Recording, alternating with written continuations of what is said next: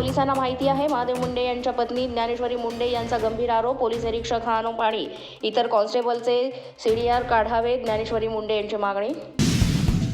जोपर्यंत धनंजय मुंडे मंत्रिमंडळातून बाहेर पडणार नाहीत तोपर्यंत संतोष देशमुख हत्या प्रकरणाच्या शोधाला दिशा मिळणार नाही, अंजली दमानी यांचं वक्तव्य. धनंजय मुंडेंना भेटण्यासाठी सुरेश धस यांच्यावर भाजप दबाव आणतोय, मनोज जरांगे यांचा आरोप. दबावाबाबत धस यांनी अधिक सांगितलं असतं तर समाजानं त्यांना डोक्यावर घेतलं असतं, जरांगे यांची प्रतिक्रिया.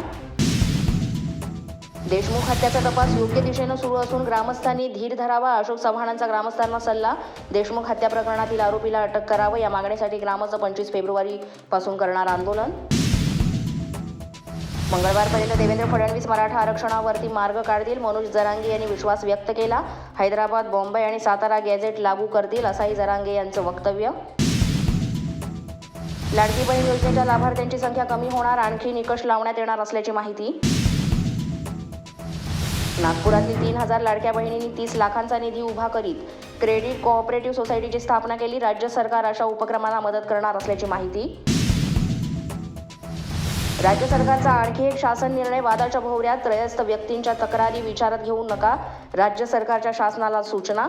शिक्षकांच्या नियुक्तीसंदर्भात त्रयस्थ व्यक्तींची औरंगाबाद खंडपीठात याचिका. उद्यापासून 10वी बोर्डाची परीक्षा सुरू होणार, त्या पार्श्वभूमीवर महाराष्ट्र राज्य माध्यमिक आणि उच्च माध्यमिक मंडळ पत्रकार परिषद घेणार.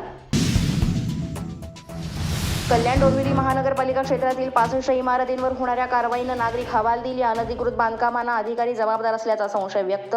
अशाच नवनवीन अपडेट्ससाठी आणि ताज्या बातम्यांसाठी पोलीस माझा न्यूज यूट्यूब चॅनल सबस्क्राईब करा. तसंच आमचं फेसबुक, इंस्टाग्राम आणि ट्विटर अकाउंट फॉलो करा. अधिक माहितीसाठी आमच्या www.polismazhanews.com या वेबसाईटला भेट द्या.